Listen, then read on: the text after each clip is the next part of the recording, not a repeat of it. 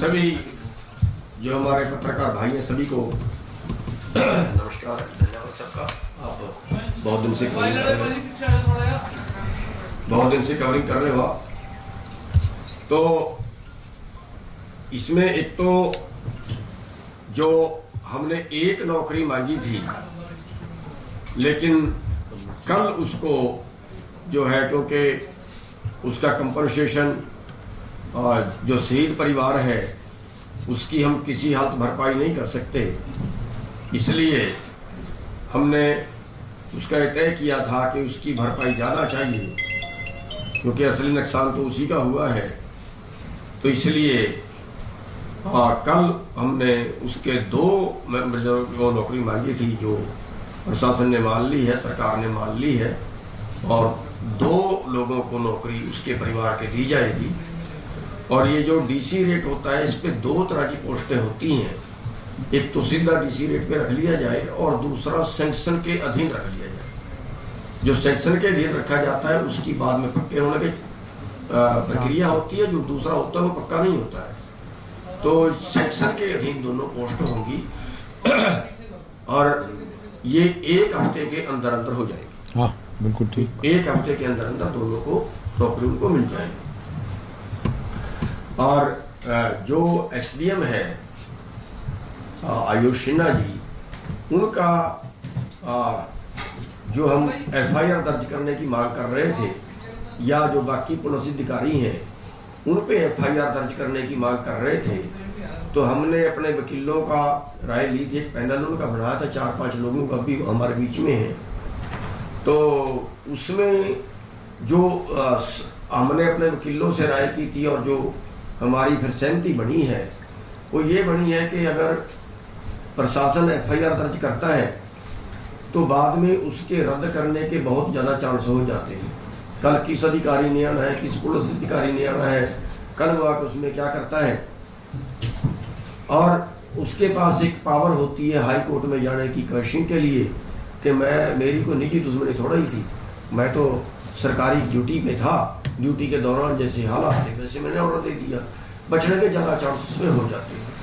लेकिन अगर high court का रिटायर जज उसमें जो है वो इंक्वायरी करता है, उसके बाद उसका पर्चा दर्ज होता है, तो उसके ना तो उसके कैंसिलेशन के चांस होते हैं और ना उसके फिर जांच को कोई प्रभावित करने के चांस होते हैं।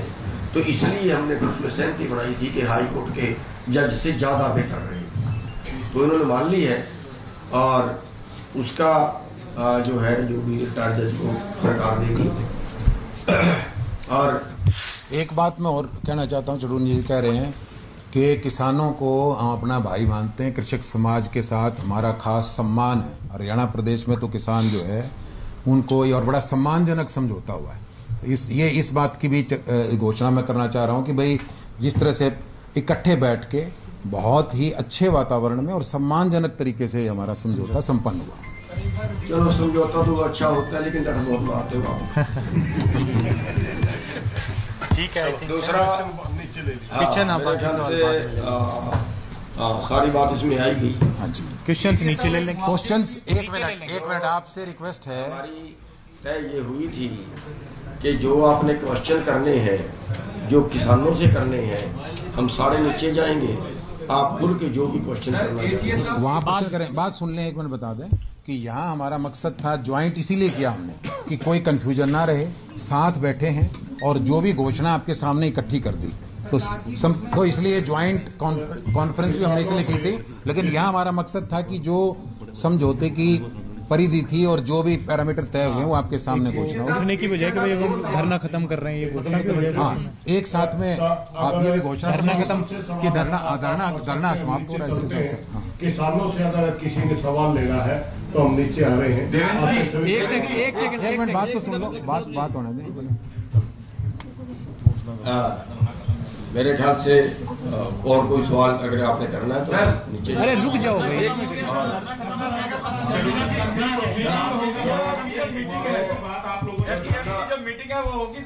एक मिनट को बोलने दो।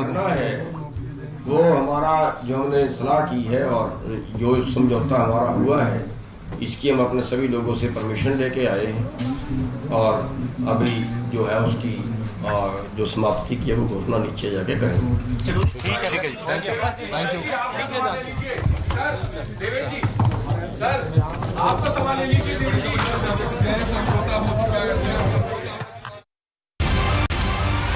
28 तारीख से ये धरना प्रदर्शन चल रहा था। ये जो हड़ताल है वो खत्म हो गई है। करनाल में किसान प्रशासन के बीच गतिरोध जो था वो खत्म हो गया है।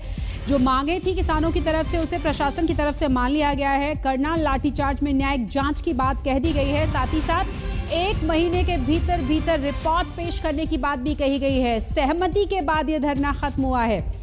आपको बता दें कि बहुत ज़्यादा आज तेज बारिश हो रही थी। 9 बजे ये बैठक शुरू होनी थी, थोड़ा देर से शुरू हुई ये बैठक, लेकिन फिलहाल जानकारी ये है, प्रेस कॉन्फ्रेंस करके साफ कर दिया गया है कि पीड़ित परिवार को 1 हफ्ते में नौकरी दे दी जाएगी। साथ ही साथ न्यायिक जांच इस पूरे मामले की होगी। हाई कोर्ट के रिटायर्ड जज इस पूरे लाठीचार्ज की जांच करेंगे और उसके बाद 1 महीने के भीतर ये जांच पूरी कर ली जाएगी। इस बात पर यह पूरा गतिरोध खत्म हो गया है। मिनी सेक्रेटेरिएट के सामने 28 तारीख से लगातार किसान यहां पर धरने पर बैठे हुए थे और कोई बीच का रास्ता निकलता हुआ नजर नहीं आ रहा था। लेकिन फिलहाल ये जो टकराव था वो खत्म हुआ है। किसानों ने करनाल के मुख्यमंत्री मनोहर लाल की अध्यक्षता वाली भाजपा की प्रदेश स्तरीय बैठक का विरोध करने का जब ऐलान किया तो वहां जिस तरीके से लाठीचार्ज किया गया और उसके बाद जो एक वीडियो वायरल हुआ था उसे लेकर तमाम सवाल उठाए गए थे। उसी के बाद से किसानों का हंगामा लगातार जारी था। एसडीएम को लगातार बर्खास्त करने की मांग की जा रही थी किसानों की तरफ से, जिसे प्रशासन नहीं मान रहा था। हालांकि अब कहा गया है कि आयुष सिन्हा जो कि एसडीएम हैं, उन्हें 1 महीने तक छुट्टी पर रखा जाएगा और उसी बीच इस पूरे मामले की जांच को पूरा कर लिया जाएगा।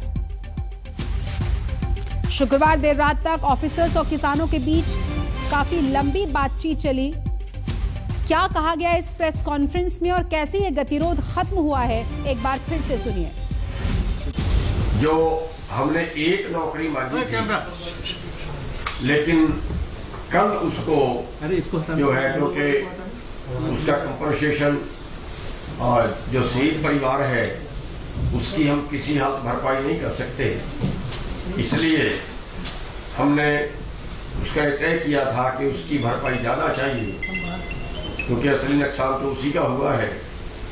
तो इसलिए कल हमने उसके 2 नौकरी मांगी थी जो प्रशासन ने मान ली है, सरकार ने मान ली है और 2 लोगों को नौकरी उसके परिवार के दी जाएगी।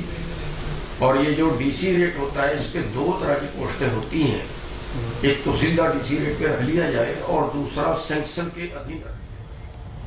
और इस खबर पर तमाम जानकारी के साथ हमारे संवाददाता सत्येंद्र चौहान जुड़ गए हैं। सत्येंद्र, यही उम्मीद जताई जा रही थी, अब से कुछ देर पहले आप भी वही कह रहे थे कि सिर्फ औपचारिक घोषणा बाकी रह गई है। देखिए शशि, बिल्कुल हमने पहले ही बताया था कि कहीं ना कहीं किसानों और सरकार प्रशासन के बीच वार्तालाप हो चुकी है, मैराथन बैठकें हुई थी, लेकिन इस सब में अगर बात करें तो कहीं ना कहीं किसानों ने अपना पूरा जोर दिखाया, जिसके आगे सरकार झुकी। जिस तरीके से करनाल में हजारों की तादाद में किसान आकर डट गए थे और उसके बाद आज महापंचायत का ऐलान किया गया था, जिसमें पंजाब, हरियाणा, उत्तर प्रदेश से किसान और किसानों के बड़े नेता आने थे और उसके बाद किसानों ने रणनीति ये तय की थी कि पूरे हरियाणा को बंद किया जाएगा और किसानों की बढ़ती तादाद और संख्या को देखकर कहीं ना कहीं हरियाणा सरकार बैकफुट पर आई। जो सरकार कल तक ये कह रही थी कि आयुष सिन्हा के नाम पर बात ही नहीं करेंगे, आज वो सरकार कहीं ना कहीं पंजाब एवं हरियाणा हाई कोर्ट के जज से इस पूरे मामले की इंक्वायरी कराने के लिए तैयार हो गई है और तब तक एसडीएम आयुष सिन्हा को छुट्टी पर भेजा जाएगा। 1 महीने के अंदर जांच पूरी होगी और किसान आंदोलन में उस लाठी चार्ज के बाद एक जो किसान की जिसकी मौत हुई थी उसके परिजनों को 2 लोगों को नौकरी दी जाएगी। मुआवजे की बात जो किसान लगातार कर रहे थे कि 25 लाख मुआवजा मांगा जाएगा, उस पर अभी सहमति नहीं बनी है और आज जो प्रेस कॉन्फ्रेंस हुई है उसमें किसी भी सवाल का जवाब नहीं दिया गया है। सिर्फ प्रशासन और किसान नेता गुरनाम सिंह चढ़ूनी यहां पर आए, इसी स्टेज पर उन्होंने अपनी बात रखी और उसके बाद कहा कि नीचे जाकर जो किसान बैठे हुए हैं वहां पर जाकर धरना समाप्ति का ऐलान नीचे किया जाएगा। अगर किसी को कोई सवाल जवाब करना है तो इस मंच पर नहीं, किसानों के बीच में आकर सवाल जवाब करें। बिल्कुल सत्येंद्र, कई दौर की बातचीत हो चुकी थी। रात को भी कल लंबी मैराथन बैठक चली है किसानों और ऑफिसर्स के बीच में।